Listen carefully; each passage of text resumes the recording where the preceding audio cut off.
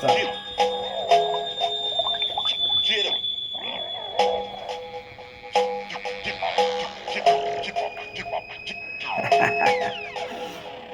Good morning. Get up. All right, California Music Authority. Good morning podcast. Sports kind of morning. Look at that logo. Northern California I represent, man. Not Los Angeles. Anyways, respect to these guys. I made this song. That was a good opening. All right, right now I'm in India. I woke up really early, like 2 a.m. I slept only a little bit, but it's because my mind is in Asia time. My mind is in Europe time. My mind is in USA, North America time. I got things going on in all three places all the time, which is a interesting problem, right? So USA time, the main thing that I like is sport, baby. Right now, Kansas City Chiefs are playing the Baltimore Ravens for the AFC Championship, road to the championship round, semifinals of American football. Jay Ganesh back there. Kansas City, God, I can't stand them. I don't know why. I just don't like them. They're winning 17-7. Baltimore, I don't like either of those teams because both of them beat my team in the championship in the past 10 years or something, 12 years. What am I talking about today? Okay. All right, so I like chill, kind of hip-hop, but I also like this kind of stuff. Word up, Jacka. I want to find a perfect kind of song. Yeah, all of my thoughts. One of my Take It Easy, Lifetime, Family First. Yeah, that's a damn good song. This album, Devil's Rejects, the Jacka from Pittsburgh, Bay Area, San Francisco, California, and Pacino from Columbus, Ohio, I think, somewhere in Ohio. I don't know how they knew each other, but he rapped pretty good on this album, and they just collabed and made a crazy album. Midwest and Bay Area. Pistols kill them off at a long distance. Y'all tripping, charms glitter, stay arm pimping. I see it clear, my vision is way beyond niggas. I'm spaced out like the solar system. My coalition be written. I'm spaced out like the solar system. Yeah, so this, I'm an old guy. I like old music. There you go, Baltimore. Good run. Ooh. I don't know who. I'm kind of going from Baltimore. I'm sick of Kansas City and Mahomes. This is a good song right here. You don't want no problem. Shows in my heat, make a bill to the G, big G, with a drop full of Indians and projects, enemies killing men over Benjamins. We living in the days of revelations. Don't make a reservation with God, you're fucking off the operation. Mob organization, Samoans and Asians, Caucasian, Jamaican, all my niggas is taken. Cakeaholic, I'm an ultimate hustler, pistol whip a nigga, prove that you an ultimate buster, boy. My team soon like to show at the ruckus, black Porsche, Ferrari horses. Mustard broke fuckers. All the gangsters in the hoes love it. And rappers hating cause my watch and my bracelet, they hold budget. Strap with the llama. 30 deep and we ready for the drama. Gotta move these problems. Gotta move these problems. I love this album. Oh my God. So, I can listen to stuff like that. It's a gift, I feel like. I know a lot of people hate on really crazy music. I love this song, too. Verbs tightly knit together with whatever else helps shit fit. It gets tricky now. How I'm picking style sickly. Quickly clear my conscience. I never had a tolerance for nonsense. It's all since I never had a tolerance for nonsense, so I listen to both kinds of things, man. We already talked about this. I like gangsta rap and conscious rap simultaneously.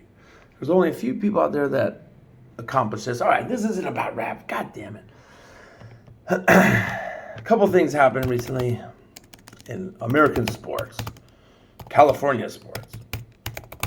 Yesterday, I watched one of the best basketball games I ever seen in my entire life.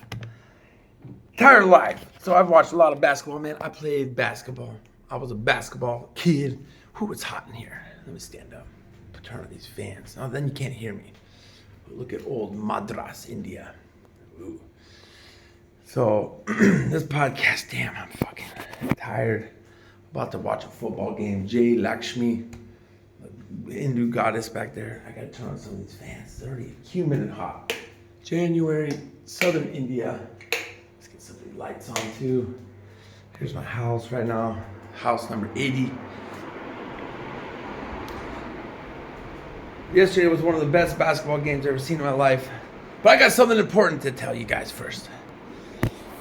So my friend the other day, let's talk about this first. My friend the other day, this guy I know, I don't know him that well, to tell the truth, but I trust him, I guess. We got a game coming on about a half hour. He was talking about something. Anyways, one of the I'll change the subject again because I was interrupted. Hello. You interrupted my train of thought. All right. Yesterday, LeBron James and Steph Curry, two of the best basketball players ever.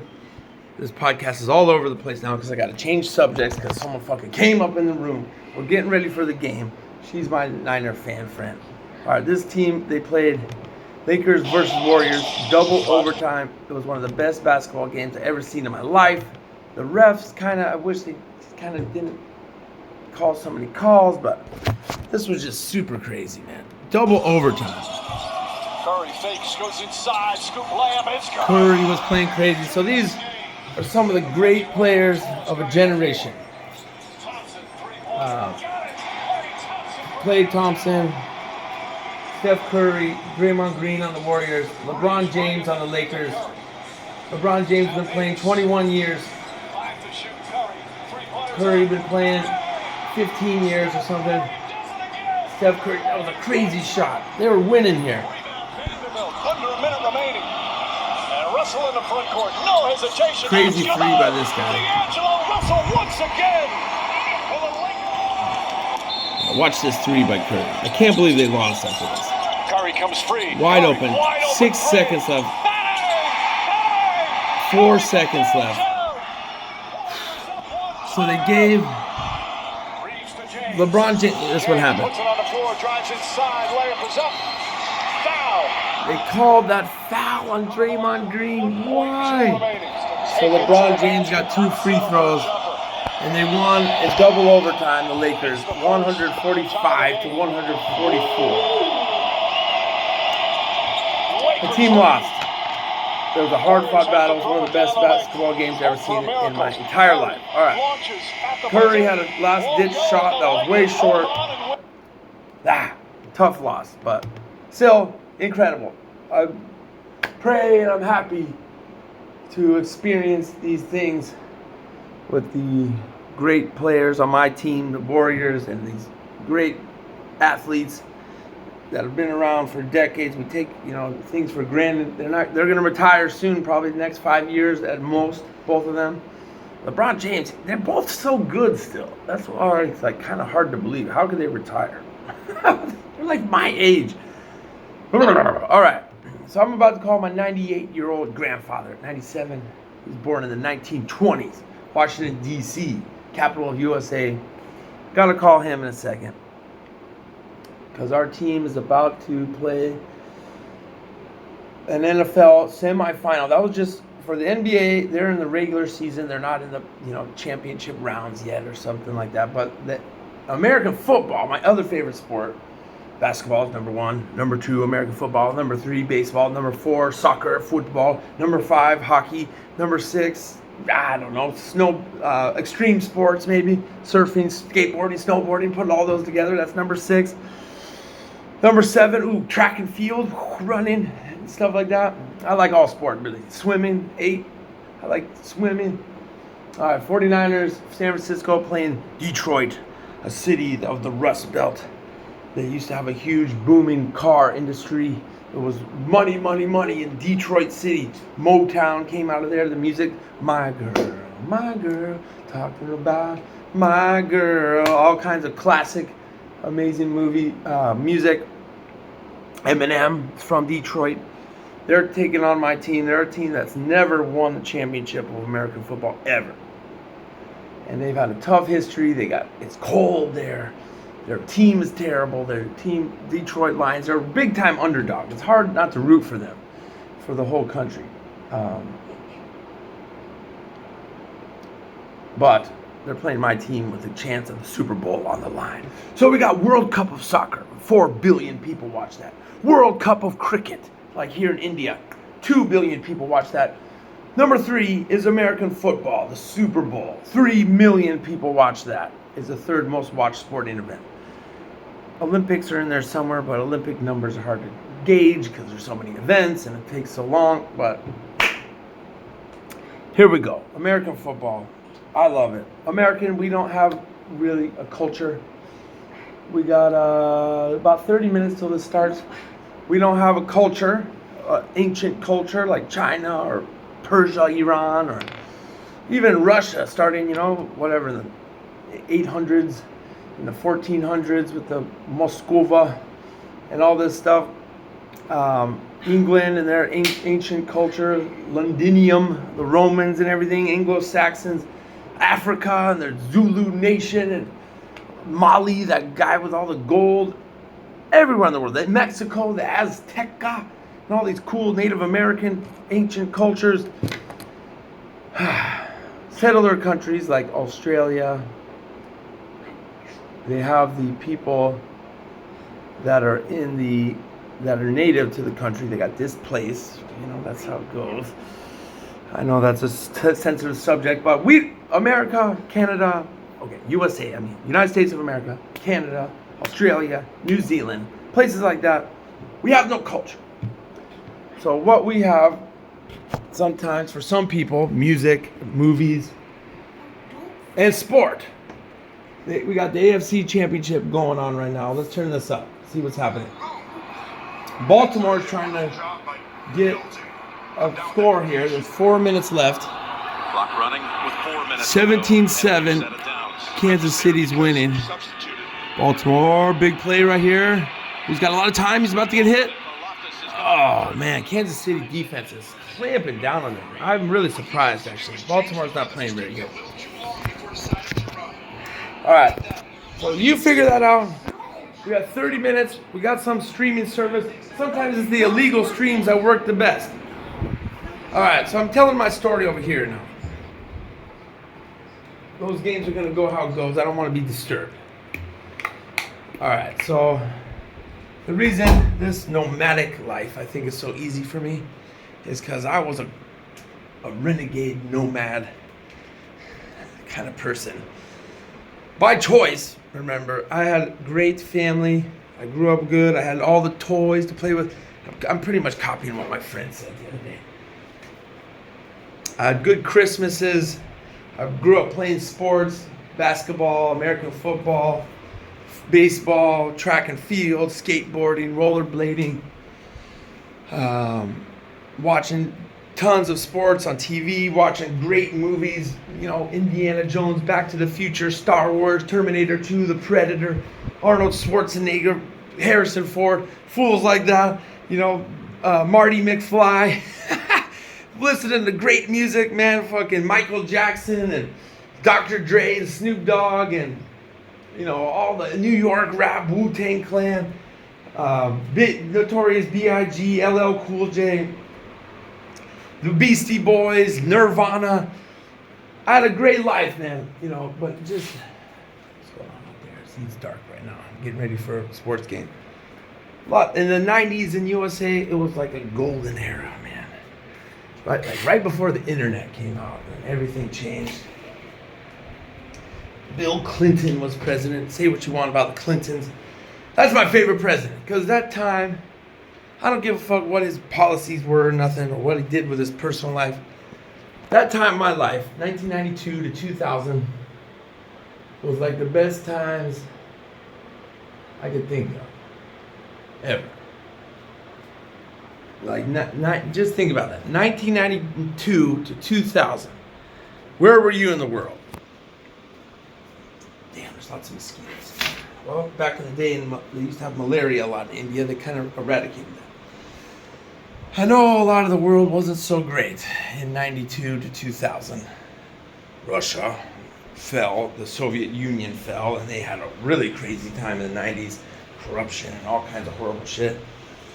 You know, China, they were coming up, you know, with their economy, but there's still a lot of poverty there. I don't know, Somalia had some wars, right? Iraq, they tried to assert themselves, and they got attacked Kuwait. Well, they had a war with Iran, and then attacked Kuwait, and then America fucking came in and killed fucking them trying to retreat. That was crazy. I remember 1991. Okay, that was before Clinton, but that was George W. Bush. All around USA, we put yellow ribbons on the trees. Everyone had to put it there. It was like to support the troops that were going to the Gulf War, which was like really scary and crazy because it was like I was a kid and it was like, wow, my country's going to war because they hadn't in a long time. I think since Vietnam. And it was like an official war, and it was like, whoa, we're going for it. We're going to take out this guy. You know, it was like really patriotic, 1991. And it was a quick war. They retreated from Kuwait, and they blasted them on the retreat. And I remember I had this book that my dad got me that showed all the Iraqi bodies and people on this thing called the Highway of Death. And I would look at this, and I was like 8 years old or something, 9 years old. They had this picture of this guy that was all charred. That shit was fucking crazy. So where was I going with that? Oh yeah, not everywhere was peaceful in the 90s. But for me, in America in general, of course there was some bad stuff going on, crime, drugs, I don't know, whatever. But overall, man, it was just like a golden time. So much innovation. Technology was coming about with the internet and cell phones. And I could go on and on. Just the music was good, and the movies were good, and the sports were good. 49ers, they had Jerry Rice and some great teams. Michael Jordan was going crazy. You know, you had Home Alone, movies like that. Just pop music, rock music, just everything was like hitting. People were making billions of dollars in America for all kinds of reasons. They won the Cold War. It was a great time to be alive, man. So yeah, you know, maybe it was a little dose of overconfidence for all Americans, really. Just kind of like, we're untouchable. We won, we're the best. World War II, we were the best. And now 1990s, 50 years later or whatever, we're the best again, bitch. I think that's kind of what was going on. And say what you want, you know, people of color, Latino, African American. Obviously, they didn't have it good sometimes. White Americans get a pass. I know it's crazy, but it's true. I'm not going to sugarcoat that. But still, I bet you a lot of immigrants from Korea or black people that were getting successful, making money, Latin American people that were building communities and building homes and building businesses in, you know, California or Texas or whatever. I'm sure lots of people were getting in on this. The 90s just power. They were getting it, man. I'm telling you, getting while the getting is good. Too short. All right, where am I going with this? Going totally off topic. I gotta call my grandpa. He was living it.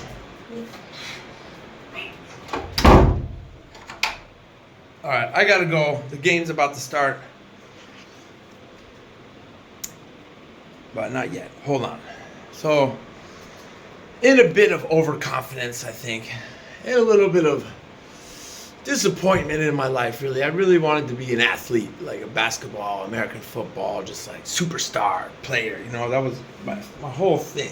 Or a rapper, kind of entertainer, like, yo. I like doing graffiti. I liked all this kind of stuff since a young age.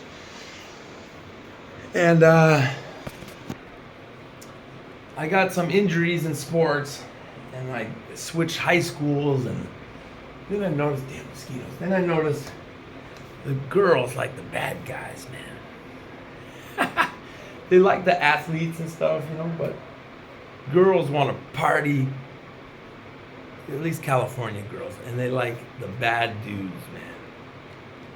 Goddamn mosquitoes.